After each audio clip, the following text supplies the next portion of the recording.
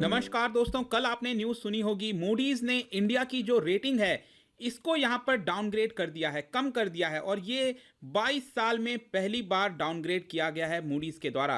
तो इसका मतलब क्या है, डाउनग्रेड करने से इंडिया के ऊपर क्या इंपैक्ट आएगा, इन सभी चीज़ों के बारे में हम चर्चा करेंगे। चलिए आगे बढ़ते हैं। मैं हूं अंकित अग्रवाल और अपडेट के लिए आप मुझे फॉलो कर सकते हैं इंस्टाग्राम, फेसबुक और ट्विटर पर। मेरे लेक्चर की हर पीडीएफ आपको फेसबुक पर तो मिलेगी ही, प्लस साथ में आप मेरा टेलीग्राम चैनल ज्वाइन कर सकते हैं by searching Ankit Agarwal official. ध्यान रखिएगा, इसमें 29,000 से ज़्यादा सब्सक्राइबर्स हैं, यही वाला चैनल ज्वाइन करिएगा। और अगर आप यूपीएससी की तैयारी कर रहे हैं तो आपके लिए सुनहरा मौका है।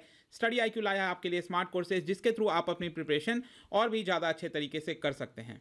तो जैसा कि आप न्यूज़ में देख सकते हो, Moody's downgrades India rating for first time in 22 years. तो सबसे पहले हम देख लेते हैं मूडीज के बारे में। देखिए, मूडीज बेसिकली यहाँ पर शॉर्ट में कहा जाता है, लेकिन इसका पूरा नाम है मूडीज इन्वेस्टर्स सर्विस, और ये कंपनी फॉर्म की गई थी 1909 में, करीब 111 ईयर्स अगो। और इसका पहले नाम था मूडीज एनालिसिस पब्लिशिंग कंपनी।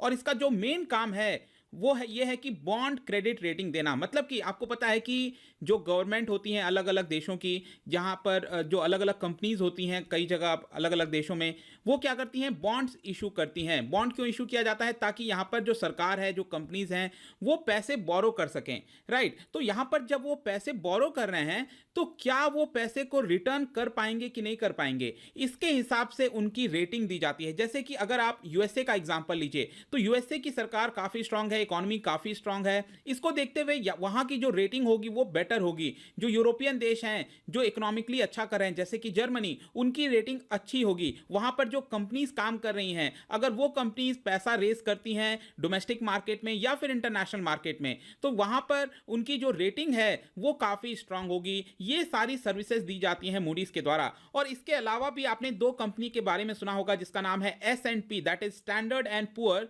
और फिच ग्रुप। तो ये जो तीन मेन कंपनी हैं, ये बेसिकली वर्ल्ड की top 3 big 3 credit rating agencies हैं, जो कि सरकार को और कंपनीज को रेटिंग देती हैं। अब मैं आता हूं कि यहां पर जो मूडीज के द्वारा रेटिंग दी जाती है, आप देख सकते हैं जो टॉप मोस्ट रेटिंग होती है किसी भी देश को, वो ये होता है triple A rating, right. Triple A के बाद सेकंड नंबर पर आता है AA1, AA2, 3, उसके बाद A1, A2, A3, उसके बाद आता है आपका Baa1, Baa2, Baa3। तो इस तरह की रेटिंग आपकी मूडीज के द्वारा दी जाती है। यहां पर कल क्या हुआ है कि मूडीज ने भारत की जो रेटिंग है, जो सॉवरेन रेटिंग जिसको हम कहते हैं, इसकी रेटिंग पहले थी Baa2 और इसको गिराकर कर दिया है Baa3, जो कि आप देख सकते हैं इन्वेस्टमेंट ग्रेड में सबसे लोएस्ट पॉइंट पर है ये। अब इसका मतलब क्या हुआ बेसिकली, देखिए यहां पर अगर आप देखेंगे Baa2 जो रेटिंग थी, यहां पर आप देख सकते हैं इसका मतलब high ability and acceptable ability to repay short term debt. इसका मतलब यह हुआ कि अगर भारत सरकार या फिर भारत में कोई कंपनी है, अगर वो बोरो कर रही है किसी मार्केट से, अगर इंटरनेशनल मार्केट से वो पैसे बोरो कर रहे हैं, तो क्या वो पैसा रिटर्न कर पाएंगे कि नहीं। तो यहां पर आप देख सकते हैं इसका मतलब हुआ हाँ, हाई एबिलिटी है, मतलब कि यहां पर वो पैसे को रीपे कर पाएंगे, काफी ज्यादा एबिलिटी है भारत देश के अंदर। लेकिन जब ये रेटिंग नीचे कर दी गई है, तो आप देख सकते हैं जो हाई एबिलिटी वाला वर्ड था ये इसमें से हटा दिया गया, और यहां पर है सिर्फ एक्सेप्टेबल, मतलब कि हाँ कर सकते हैं, लेकिन हाई एबिलिटी ऐसी कोई चीज नहीं है, हो सकता है यहां पर डिफॉल्ट भी हो जाए। तो जितना ज्यादा रेटिंग नीचे हो जाती है, वहां पर जो किसी भी देश की इन्वेस्टमेंट की इमेज है कि वहां पर क्या वो रिटर्न कर पाएंगे कि नहीं, उतना ज्यादा वो नीचे जाता जाता है।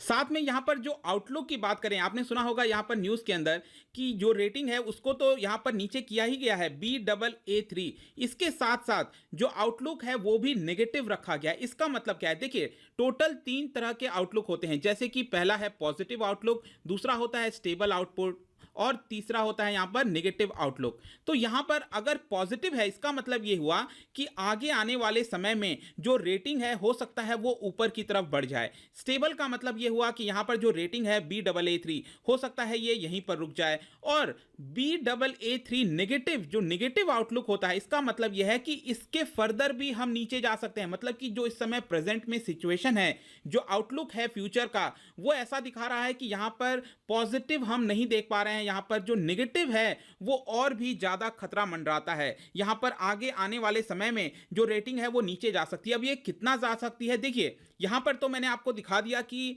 टॉप से लेकर नीचे तक कितनी रेटिंग है, और इस समय इंडिया Baa3 पे है। अगर इसके फर्दर भी सिचुएशन इंप्रूव नहीं होता है तो यहाँ पर जो रेटिंग एजेंसीज हैं वो इसको और भी नीचे ला सकती हैं। यहाँ पर Baa3 के बाद से आप देख सकते हैं Ba1 होगा, फिर Ba2, और इसके बाद से लगातार आप देख सकते हो। और जब अगर हम इस कैटेगरी के अंदर आ गए, ये कैटेगरी आप देख सकते हो, इसका मतलब है स्पेकुलेटिव ग्रेड कैटेगरी। इसको हम जंक कैटेगरी में भी कहते हैं, मतलब कि हम जंक कैटेगरी से जस्ट एक पावदान ऊपर हैं। तो आप देख सकते हो ये हम लोएस्ट पावदान पर हैं इस पे। अगर इसके भी नीचे चले गए तो हम जंक कैटेगरी में चले जाएंगे, जो कि भारत के इमेज के लिए बहुत ही ज़्यादा खराब हो सकता है। अब मैंने जैसा कि आपको बताया कि फर्स्ट टाइम ये हुआ है 22 ईयर्स में। आपको याद होगा 1998 में भारत ने पोखरण टेस्ट किया था, न्यूक्लियर टेस्ट किया था, और उसके बाद यहां पर भारत के ऊपर भी कुछ सैंक्शंस लगाए गए थे। इसको देखते हुए यहां पर मूडीज ने भी यहां पे जो रेटिंग है उसको गिराया था, लेकिन उसके बाद से कभी भी रेटिंग गिराई नहीं है। यहां पर मूडीज ने हमेशा रेटिंग अब भी की है, ऊपर की है, लेकिन कभी गिराई नहीं है। और 22 साल बाद 1998 में जो हुआ था वो 22 साल बाद आज फिर से हम देख रहे हैं कि मूडीज ने रेटिंग को गिराया है। और हिस्टोरिकली अगर आप देखेंगे तो बाकी जो दो कंपनी है स्टैंडर्ड एंड पुअर और फिच, अगर इनको हटा दें तो यहां पर मूडीज जो है इन दोनों से काफी ज्यादा पॉजिटिव रहा है इंडिया के प्रति। आप इस पर्टिकुलर चार्ट में देख सकते हो कि यहां पर मूडीज ने 2017 में नवंबर 2017 में इंडिया की, भारत की जो रेटिंग है वो Baa2 कर दी थी Baa3 से। मतलब कि जैसा मैंने आपको इस रेटिंग के अंदर बताया था कि अभी हमारा Baa2 से Ba3 आ गया। पहले 2017 के पहले हम Baa3 पर थे, लेकिन इसको उठाकर हमें Baa2 कैटेगरी में कर दिया था, जो कि एक अच्छी बात थी। लेकिन वापस से हम Baa3 कैटेगरी में आ चुके हैं। और यहां पर याद रखिएगा जो S&P और फिच की जो सबसे लोएस्ट रेटिंग होती है उसको कहा जाता है BBB नेगेटिव, BBB नेगेटिव। तो ऑलरेडी इन दोनों एजेंसीज ने हमें लोएस्ट रेटिंग दी हुई थी, दैट इज BBB नेगेटिव। लेकिन यहां पर जो मूडीज था, यहां पर हमें इंडिया को पॉजिटिव में रखा हुआ था थोड़ा सा, लेकिन उसको भी यहां पर नेगेटिव में कर दिया है। And now we have come to Baa negative. Next यहां पर बात आती है कि ऐसा क्यों किया गया, रीजन क्या है। देखिए आपको रीजन कई सारे मिलेंगे, लेकिन यहां पर मूडीज ने करीब 4 मेन रीजन बताए हैं। पहला रीजन है यहां पर कि सरकार ने 2017 से जो इकोनॉमिक रिफॉर्म्स अपनाए हैं उसका इंप्लीमेंटेशन बहुत अच्छे तरीके से नहीं हुआ है। जैसे कि जीएसटी की बात करिए, इस तरह के कई सारे जो रिफॉर्म्स अपनाए गए हैं उसका बहुत ज़्यादा इकोनॉमी पर इंपैक्ट देखने को नहीं मिला। एक तो ये हो गया। दूसरा, यहाँ पर जो लगातार इकोनॉमिक ग्रोथ है रिलेटिवली बाकी डेवलपिंग देशों के हिसाब से, तो लगातार ये गिरती जा रही है। रिसेंटली मैंने जीडीपी पर भी एक वीडियो बनाया था और आपको बताया था कि किस तरह से 2016-17 के बाद जो साल दर साल ये जो ग्रोथ है उसमें गिरावट आई है, और 2019-20 में हम 4.2% पर आ चुके हैं। तो दूसरा ये रीजन हो गया। थर्ड रीजन आप देख सकते हो यहाँ पर डिटोरिएशन इन दी फिजिकल पोजीशन। फिजिकल पोजीशन का मतलब बेसिकली ये है कि यहाँ पर जो राज्य सरकार और सेंट्रल गवर्नमेंट जो बोरो करती हैं वो अब क्योंकि रेवेन्यू कम हो रहा है इसकी वजह से ज़्यादा बोरो करना पड़ रहा है। तो अगेन ये एक बहुत बड़ा दिक्कत है कि यहाँ पर जितना ज़्यादा सरकार बोरो करेगी सरकार के लिए उतना ही ज़्यादा मुश्किल हो जाएगा उसको रीपे करना। और आपको मैंने पहले ही बताया था कि ये जो रेटिंग एजेंसीज हैं वो क्या देखती हैं कि क्या सरकारें वापस से रीपे कर पाएंगी कि नहीं। तो इसको देखते हुए यहाँ पर फर्दर जो है ये आपका रेटिंग को गिराया गया है। और रिसेंटली भी अगर आप देखिए 2019-20 में यहाँ पर सरकार ने जो टारगेट रखा था कि हमारा फिजिकल डेफिसिट 3.8% होगा, ये बढ़कर 4.6% पर आ गया। आप देखिए लगातार ये गिर रहा था 2014-15 के बाद, लेकिन यहां पर आप देख सकते हैं क्लियरली कि ये वापस से अचानक से बढ़ गया है कई सारे कारणों की वजह से।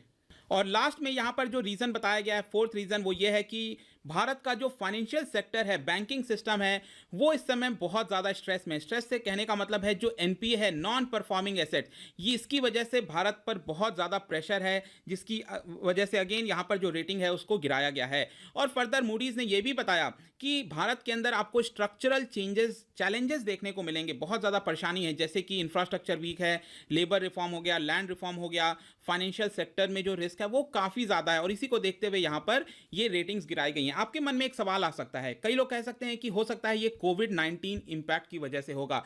तो यहां पर let me tell you, Moody's ने अपनी रिपोर्ट में क्लियरली ये चीज बोला कि ये कोविड-19 की वजह से हमने नहीं किया है। क्लियरली यहां पर ये शब्द बोला गया था, no we are not doing this because of कोविड-19 इंपैक्ट। यहां पर ये जो प्रॉब्लम है वो पिछले कई समय से चलती आ रही थी, इसकी वजह से यहां पर जो डाउनग्रेड का फैसला है वो मूडीज ने लिया है। पैंडेमिक की वजह से हो सकता है कि इसका जो खतरा है वो और भी ज़्यादा बड़ा हो जाए, लेकिन वो फ्यूचर की बात है। लेकिन अभी के लिए यहाँ पर जो भी डाउनग्रेड किया गया है वो कोविड-19 की वजह से नहीं हुआ है। लास्ट में एक सवाल आता है कि डाउनग्रेड का इसका क्या इम्पैक्ट आएगा? इम्प्लीकेशंस क्या होगा? देखिए, जैसा कि मैंने आपको बताया कि अगर आप सोच के देखिए, एग्ज़ाम्पल लीजिए, अगर आपके पास मौका है इन्वेस्टमेंट करने का किसी दूसरे देश में, और मैं अगर आपको मौका दूँ कि आपके पास यूरोपियन देश में आप इन्वेस्ट कर सकते हो, या फिर मैं आपको मौका दूँ इराक में, ईरान में, इस तरह की जगह पर आप इन्वेस्टमेंट करो, आप कहाँ पर करोगे? ऑब्वियस सी बात है, आप यूरोप के अंदर करोगे। क्यों करोगे? क्योंकि आपको लगता है कि वहाँ की जो सरकार है, वहाँ की इकोनॉमी है, स्टेबल है, आपको बेटर अपॉर्चुनिटीज़ मिलती है। तो यही चीज़ डाउनग्रेड की वजह से होता है। यहाँ पर अगर भारत का रेटिंग जो है डाउनग्रेड किया जाता है, इसकी वजह से इन्वेस्टर्स नहीं आते हैं, कम आते हैं, उनको खतरा लगता है कि अगर हम इन्वेस्टमेंट करेंगे भारत में, तो क्या ये पैसे से रिटर्न आ पाएगा कि नहीं आ पाएगा? अगर भारत सरकार यहाँ पर कोई बॉन्ड इशू करती है, तो बॉन्ड पर भी भारत सरकार को ज़्यादा इंटरेस्ट पे करना पड़ेगा। अब आप खुद सोच के देखिए, अगर आपके पास 1 लाख रुपीज़ है और मैं आपसे कहूँ कि यहाँ पर भारत सरकार उस पर आपको 7% इंटरेस्ट दे रही है, और कोई कंपनी है, प्राइवेट कंपनी है, जो कि यहाँ पर 7.2% इंटरेस्ट दे रही है, तो ऑल्दो यहाँ पर भारत सरकार आपको कम इंटरेस्ट देगी, तो भी आप भारत सरकार के बॉन्ड पर इन्वेस्ट करोगे, ना कि किसी प्राइवेट कंपनी पर, क्योंकि आपको लगेगा कि आपको जो पैसा रिटर्न है वो डेफिनेटली गवर्नमेंट के थ्रू आ जाएगा। अब यही चीज होता है यहां पर डाउनग्रेड करने की वजह से, कि भारत सरकार पहले जो इंटरेस्ट पे करती थी बोरोइंग पर, अब वो इंटरेस्ट रेट बढ़ जाएगा, जिसकी वजह से अगेन भारत सरकार के ऊपर जो फिजिकल स्टिमुलस का जो पूरा प्रॉब्लम है, यहां पर जो फिजिकल डेफिसिट है, वो भी आपको आगे बढ़ते हुए दिख सकता है।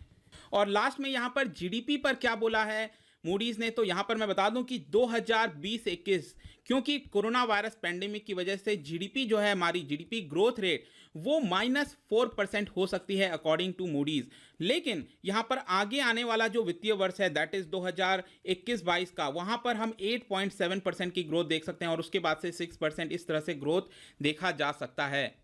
और एक और चीज यहां पर मूडीज ने जो इंडिया की, भारत की डेट टू जीडीपी रेशियो है, इसके बारे में भी बोला। रिसेंटली आपने मेरा वीडियो देखा होगा, भारत की डेट टू जीडीपी रेशियो जो भारत सरकार ने निकाली है 2018-19 की, यहां पर सरकार ने बोला था कि ये करीब 68.6% तक पहुंच गई है। लेकिन मूडीज ने बोला है कि अब यहां पर कोरोना वायरस की वजह से जिस तरह से सरकार बोरो कर रही है, यहां पर इसको देखते हुए ये 70% तक पहुंच चुका है। तो डेट टू जीडीपी रेशियो वगैरह क्या होता है, ये आप वीडियो देख लीजिएगा, आपको सारी चीजें क्लियर हो जाएंगी। तो आई होप दोस्तों, ये जो मूडीज के द्वारा डाउनग्रेड किया गया है 22 साल में पहली बार, आपको यहां पर कुछ जानने को मिला होगा। अगर आप मुझसे इकोनॉमी पढ़ना चाहते हैं तो आप मेरा कोर्स ज्वाइन कर सकते हैं। ये ऑलरेडी लॉन्च हो चुका है और वीडियोस अपलोड होना स्टार्ट हो गई हैं। डेली एक वीडियो यहां पर अपलोड होंगी।